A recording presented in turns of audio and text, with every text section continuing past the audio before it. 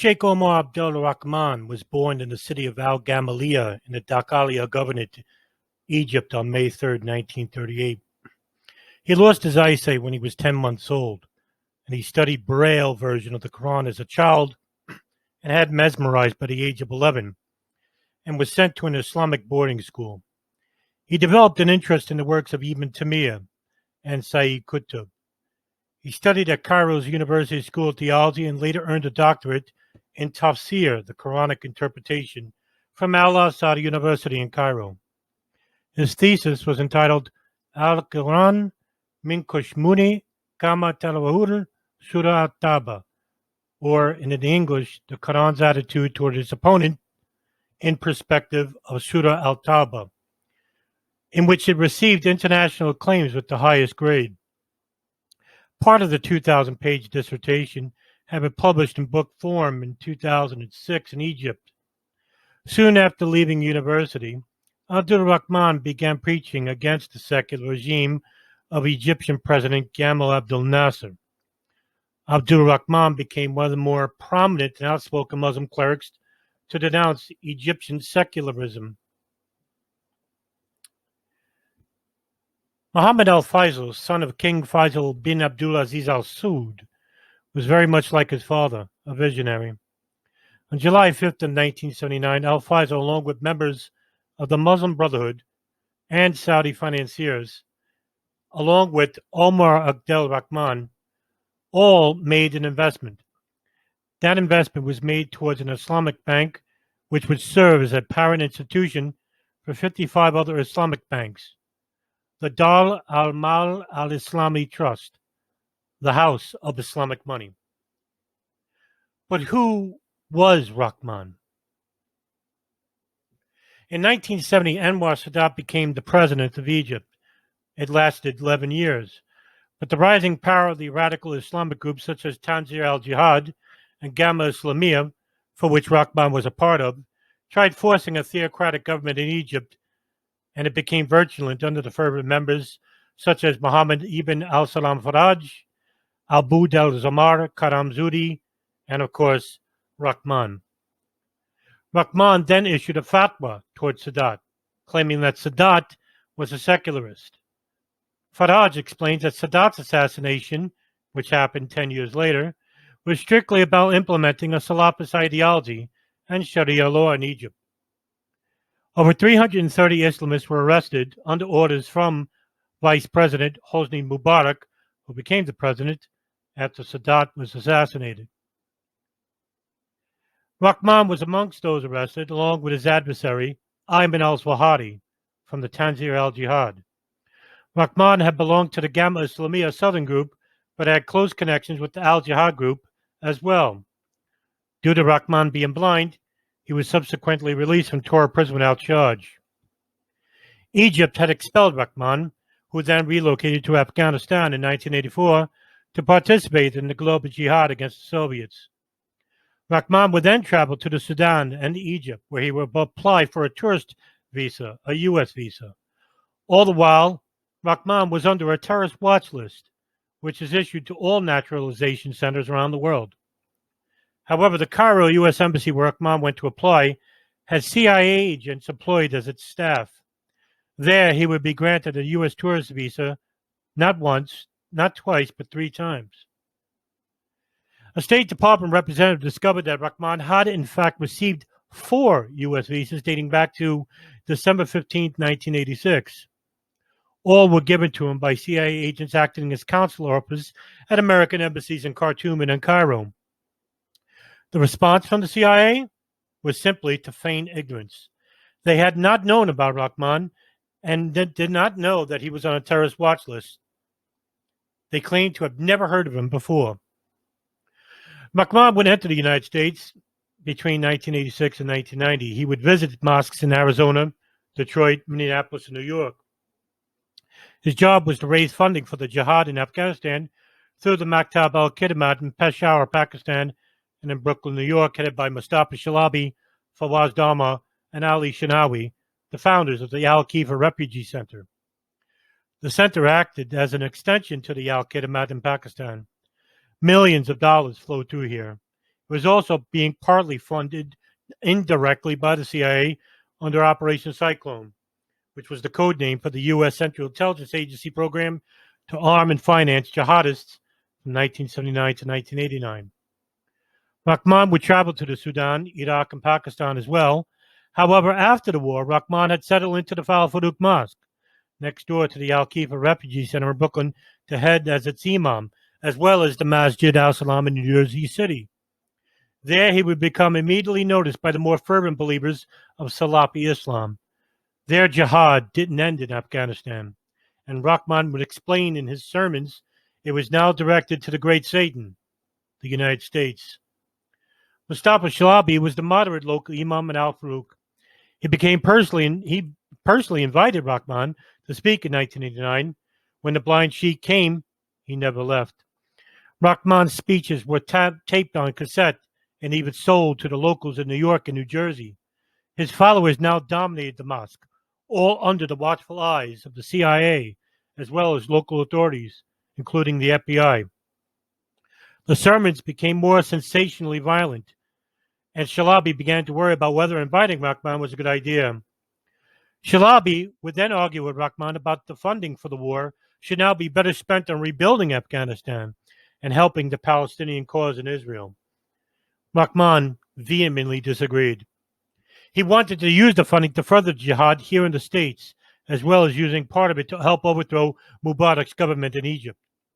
Shalabi was labeled a munafiq, a fake Muslim, by Rahman's followers, and soon enough, blind Sheikh began spreading false rumors in which Shalabi began to hide out in his home.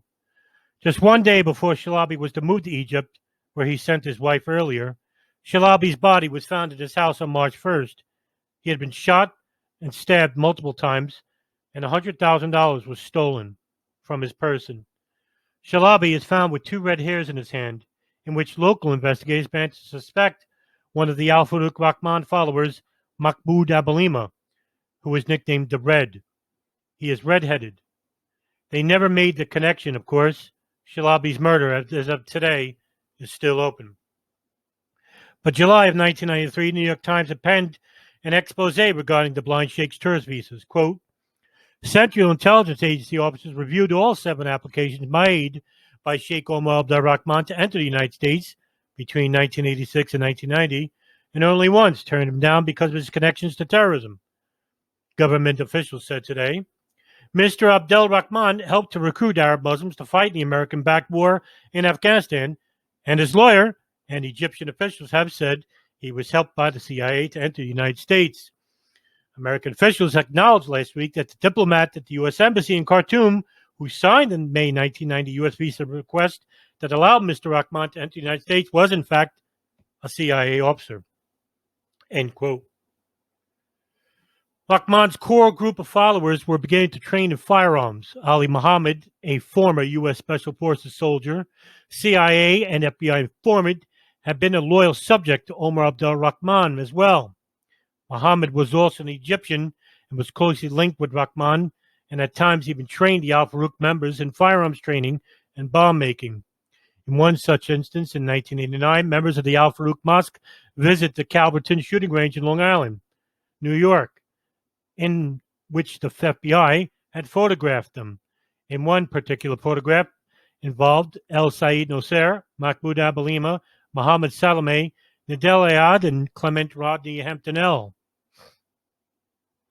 Each weekend, Ali Muhammad trainees drive Al-Khifa to the refugee center to the shooting range, and a small FBI surveillance team would begin following them. Meanwhile, in Egypt, terrorist activities from Rahman's al-Islamiyya were beginning to become more extreme. In 1993, Egypt suffered a spate of terrorist attacks. In that year, over 1,100 people in Egypt were either killed or wounded due to terrorist activities. Rahman's speeches and anti-government lectures heard in Canada and the United States, while an FBI informant acting as his bodyguard, Imam Salem, had begun surveillance operations from within the mosque.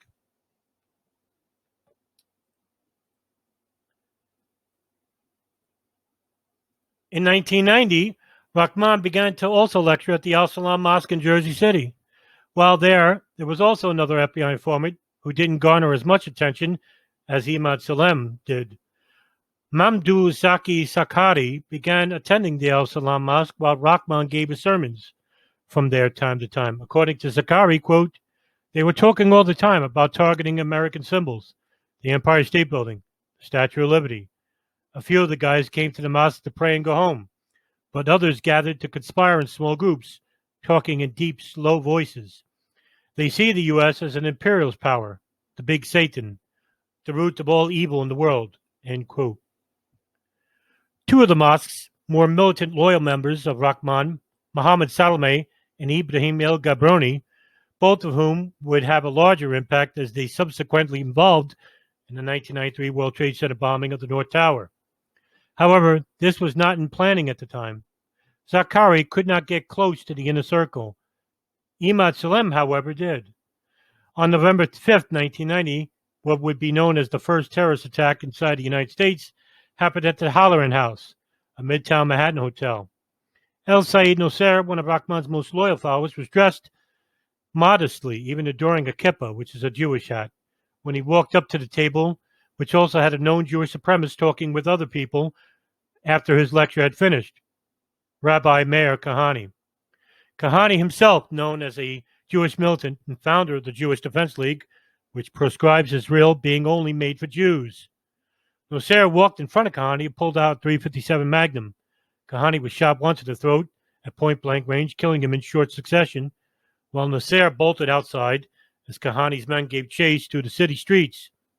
During a gun-running battle down Lexington Avenue, Nosser was wounded by an off-duty postal inspector and finally captured by New York City police. However, word got back to the blind Sheikh. Nosser had assassinated Kahane successfully. It sent shockwaves throughout New York since the story was downplayed almost immediately. A lone crazed gunman had killed the volatile Kahane. However, Zakkani knew immediately what had happened, in which he explains, quote, when I heard about it, I called the FBI and identified Nosser. I told him he was a member of the mosque and that there was a very close connection with the Sheikh Abdel Rahman. I told him that 4 days before, I saw with my own eyes that the Sheikh meeting with Nosser at a Lebanese restaurant on Atlantic Avenue in Brooklyn. It was 7 p.m. There was Nosser, the Sheikh, a person escorting the Sheikh, another person I don't know. They were deep in conversation, end quote. With this information, New York investigators were issued a search warrant on Nosser's home in New Jersey. While they found a hit list scrawled on a bank calendar in Nosser's home, it included the names of a U.S. representative, 2 federal judges, and a former assistant U.S. attorney. They would also find an alarming amount of evidence which would give an immediate suspicion that the lone gunman theory would not hold true. They consisted of bomb-making manuals, AK-47 cartridges, a stolen New York State license plate, and a bullet-riddled target board. They would also find documents and manuals for Fort Bragg, North Carolina. These documents could only come from one person, Ali Muhammad, the same man who helped in firearms and guerrilla warfare training for the members of the Al-Farouq Mosque. It suggested that something inside the United States was indeed rapidly fermenting while being completely ignored by local investigators from New York and the FBI, all while being watched from afar with the eyes of the CIA. After the World Trade Center bombing in February of 1993, the FBI began investigating Abdel-Rahman and his followers more closely. Imad Salem began wearing a listening device for the FBI after he was invited back to investigate Rahman. For Imad Salem had to drop out as an FBI informant due to FBI New York supervisor Carson Dunbar had forced Imad Salem out for not wearing a wire. Rahman and Imad Salem would talk closely, in which Imad Salem would record most of his conversations with Salem and began recording conversations with the FBI. The most startling plan the government charged was to set off 5 bombs in 10 minutes, blowing up the United Nations, the Lincoln and Holland tunnels, the George Washington Bridge, and the Federal Building housed by the FBI. Government prosecutors also showed videotapes of the defendants mixing bomb ingredients in a garage before their arrest in 1993. The garage was FBI located in Jamaica, Queens, in which Imad Salem would help them make bombs. Abdel-Rahman was arrested on June 24, 1993, along with 9 of his followers. And on October 1st of 1995, Rahman was convicted of seditious conspiracy, solicitation to murder Egyptian President Hosni Mubarak, conspiracy to murder Mubarak, solicitation to attack a U.S. military installation, and conspiracy to conduct bombings in 1996. He was sentenced to life imprisonment without parole. Rahman once gave a lecture and a fatwa against the United States, quote, Muslims everywhere to dismember their nation, tear them apart, ruin their economy, provoke their corporations, destroy their embassies, attack their interests, sink their ships, shoot down their planes, kill them on land, at sea, and in the air. Kill them wherever you find them, end quote.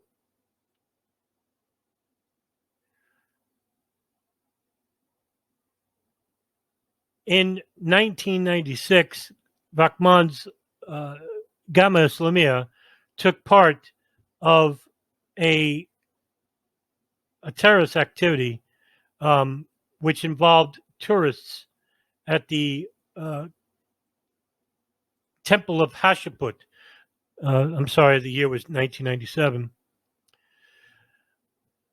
The Temple of Hatshepsut attack coincided with members of the Al-Jihad, or which would later become Egyptian Islamic Jihad. Dr. Anwar al-Sawahiri enlisted Ahmed Rafai Taha, both exiles in Afghanistan, with him to sabotage the initiative with a massive terrorism attack that would provoke the government into repression. He was talking about Egypt, of course. On November 17, 1997, members of Al-Jama'a Islamiyya began a killing campaign, which climaxed with the attack at the Temple of Hatshepsut in Luxor, in which a band of 6 men dressed in police uniforms machine-gunned and hacked to death with knives 58 foreign tourists and 4 Egyptians. The killing went on for 45 minutes until the floors streamed with blood. The dead, including a 5-year-old British child and 4 Japanese couples on their honeymoons. Altogether, 71 people were killed.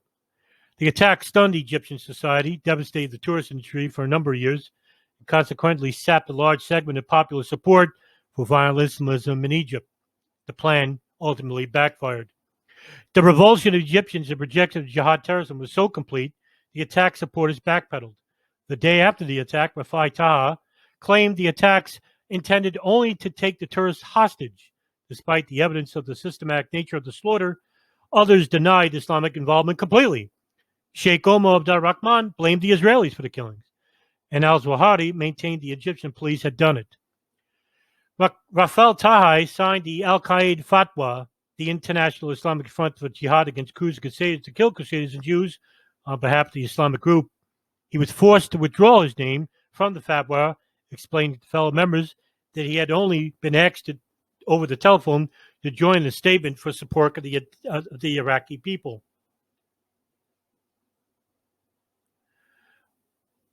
Omar Abdel-Rahman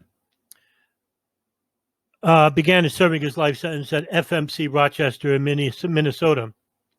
After the September 11th attacks, he was transferred to FMC Butner in North Carolina, where he died there on February 18, 2017, at the age of 78, due to complications from diabetes and coronary artery disease. Rahman's legacy ended just the way it began. A militant against the government of Egypt, he expanded to the far enemy, the United States and Egypt. Considered a militant then and considered a militant now. Rahman will be forgotten in time, but his actions and those who participated in his terrorism